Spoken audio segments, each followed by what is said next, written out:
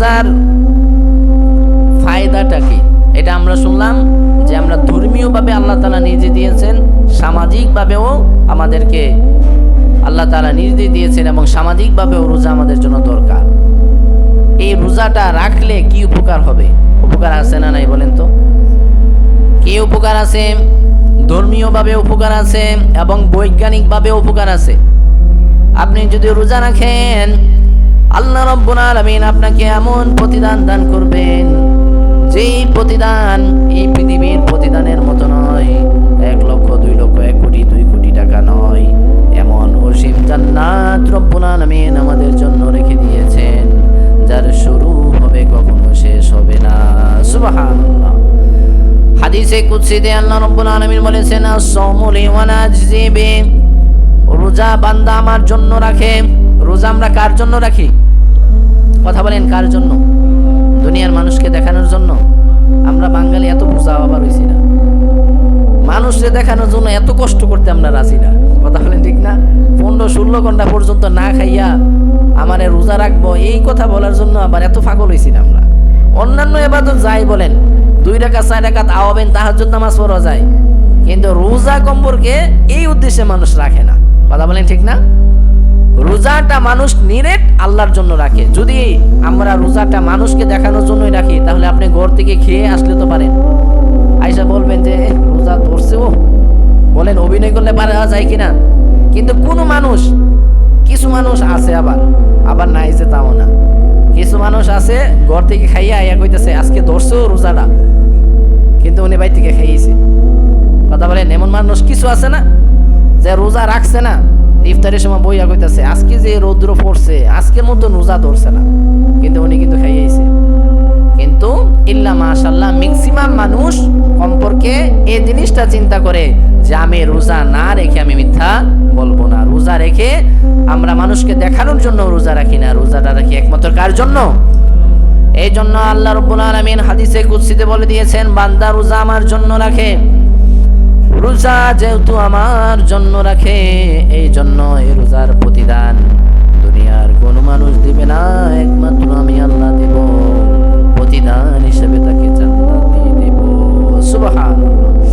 আল্লাহ নবীজি বলেছেন, ইন্না ফিল জান্নাতি বাবান, জান্নাতের মধ্যে একটা দরজা আছে। জান্নাতের দরজা কয়টা? আমরা জানি জান্নাত হচ্ছে 8টা, এটা ভুল কথা। জান্নাতের দরজা 8টা, জান্নাত একটা। জান্নাত কয়টা? জান্নাত একটা, কিন্তু জান্নাতের দরজা হচ্ছে 8টা। জাহান্নাম একটা, জাহান্নামের দরজা হচ্ছে 7টা। এক দরজাটা ঢুকবেন এক এক ধরনের মজা জাহান্নামের, জান্নাতের এক এক দরজাটা ঢুকবেন জান্নাতের এক এক দরজার মজা আলাদা। বলেন সুবহানাল্লাহ। মনে করেন আপনার এই ঘরের মধ্যে এক রুমের ভিতরে এসি আছে, আরেক রুমের ভিতরে এসি নাই, তাহলে এসি রুমের দরজা খুলে ঢোকার পরে কি গরম লাগবে না ঠান্ডা?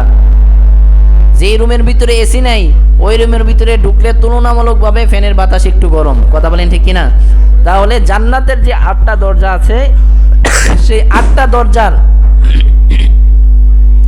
দরজার প্রত্যেকটা সুখ শান্তি অন্যান্য দরজা থেকে আলাদা। বলেন সুবহানাল্লাহ। জান্নাতুল ফেরদাউসের যেই শান্তি অন্যান্য জান্নাত সেটা পাবে না। সুবহানাল্লাহ বলেন। আল্লাহ নবীজি সাল্লাল্লাহু আলাইহি ওয়াসাল্লাম বলেন, ইন্না ফিল জান্নাতি বাবান ইউকালু লাহু রায়্যান, জান্নাতের মধ্যে আল্লাহ রাব্বুল আলামিন এমন একটা দরজা রেখেছেন যে দরজাটার নাম দিয়েছেন রায়্যান। সুবহানাল্লাহ বলেন। দরজার নাম কি? আরো জোরে বলেন, নাম কি? সকলে এই রায়্যান নামক দরজা দিয়ে জান্নাতে যেতে চান? আল্লাহ তাআলা, আল্লাহ রাসূল বলেন, ইয়াদখুলু মিনহু আসিয়াম আস-সাইম, এই দরজা দিয়ে দুনিয়ার মধ্যে যারা রোজাদার ছিল সেই সমস্ত রোজাদাররা প্রবেশ করবে। বলেন সুবহানাল্লাহ। তাহলে এই দরজা দিয়ে আল্লাহ তাআলা যদি আমাদেরকে প্রবেশ করান আমরা খুশি না বেরাজ? কথা বলেন, খুশি না বেরাজ?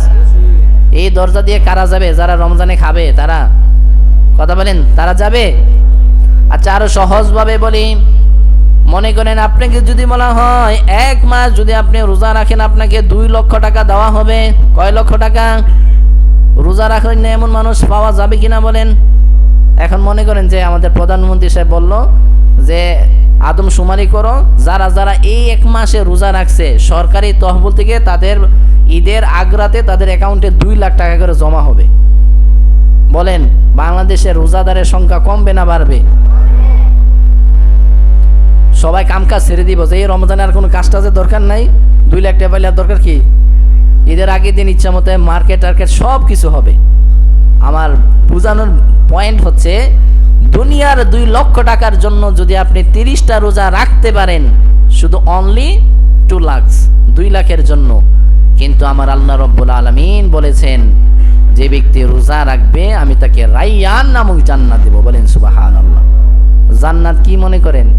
জান্নাত এমন যে এর একটা ইট এত দামি হবে গোটা পৃথিবীকেও বিক্রি করে এর সমপরিমাণ হবে না। সুবহান। তাহলে আল্লাহর কথা কি আমরা বিশ্বাস করি? কথা বলেন, বিশ্বাস করি? আল্লাহ যে জান্নাত দেবে এটা কি আমরা বিশ্বাস করি? তাহলে করলে রাখেন না কেন? বোঝা যায় যে বিশ্বাস করি আমরা, যাতে পাগল কিন্তু তালে আবার ঠিক। বিচার মানে কিন্তু তাল গাছ আমার, সব কিছু মানে কিন্তু রোজা রাখতে রাজি না। আপনি যদি রোজা রাখেন আপনারই ফায়দা। 1 নম্বর হচ্ছে আপনার গুনাহ মাফ হয়ে যাবে। সুবহানাল্লাহ। যেটা হাদিসটা বলেছি, যে ব্যক্তি রোজা রাখবে তার পূর্ববর্তী সমস্ত গুনাহ কি আল্লাহ তাআলা ক্ষমা করে দিবেন। 2 নম্বর হচ্ছে যে মানুষের রোজাদারের যে মুখের দুর্গন্ধ, এই দুর্গন্ধটা আমাদের জন্য দুর্গন্ধ কিন্তু আল্লাহর জন্য দুর্গন্ধ নয়। সারাদিন না খাওয়ার কারণে মুখ বন্ধ থাকে, স্বাভাবিকভাবে মুখ থেকে একটু দুর্গন্ধ আসে, আসে কিনা বলেন? দুর্গন্ধ, মানুষের মুখে দুর্গন্ধ আমরা কেউ সহ্য করতে পারি না। এই জন্য নিয়ম হচ্ছে আপনি যখন হাইতোলা দিবেন মানুষের সামনে, মুখের সামনে হাইতোলা না দেওয়া, এটা হচ্ছে একটা শিষ্টাচার। কথা বলেন ঠিক কিনা? তো এই যে মুখের দুর্গন্ধটা আমাদের কাছে দুর্গন্ধ লাগে, কিন্তু আল্লাহ রাব্বুল আলামিন জানিয়ে দিয়েছেন, ও বান্দা রোজা তো তুমি আমার জন্য রেখেছ, রোজা রাখার কারণে তোমার মুখ থেকে দুর্গন্ধ আসতেছে, দুনিয়ার মানুষের কাছে এটা দুর্গন্ধ হতে পারে রে বান্দা, কিন্তু আমার কাছে দুর্গন্ধ নয়। আতিয়াবু ইনদাল্লাহি মির রিহিল মিস্ক, আমি আল্লাহর কাছে মিশকা আম্বরের চেয়ে বেশি সুগন্ধ লাগে। সুবহানাল্লাহ। আমার কাছে আপনার কাছে দুর্গন্ধ, সুগন্ধ কার কাছে? সুবহানাল্লাহ বলবেন না? তাহলে ভালো হওয়া দরকার আমরা আল্লাহর কাছে। কথা বলেন ঠিক না? মানুষ আমাকে যাই বলুক, আল্লাহ যদি আমাকে ভালো বলে, মানুষের খারাপ কোনো কিছু আমার যায় আসে না। সবাই আমাকে বাহবা দিচ্ছে কিন্তু আল্লাহর কাছে আমি খারাপ, এই বাহবার কোনো দাম আছে? কথা বলেন, দাম আছে? 3 নম্বর হচ্ছে আল্লাহর দিদার লাভ করা যায়। এই যে রোজাদাররা হাসরের ময়দানে আল্লাহকে দেখবে, এক পলকে 70,000 বছর কেটে যাবে। সুবহানাল্লাহ বলবেন না? বান্দা 2 বার এই রমজানের লিসিয়ামি লিসাইমি ফারহাতান, রোজাদারের জন্য 2টা আনন্দের, একটা হচ্ছে ইফতারের সময়, দ্বিতীয়টা হচ্ছে সে যখন হাসরের ময়দানে আল্লাহর কাছে সাক্ষাৎ করবে, আল্লাহর দিদার লাভ করবে, তখন তার মন প্রশান্তি পাবে। বলেন সুবহানাল্লাহ। তাহলে রোজাদারকে আল্লাহ তাআলা দিদার দান করবেন। কথা বলেন ঠিক কিনা? এখন আমরা জানবো বৈজ্ঞানিকভাবে,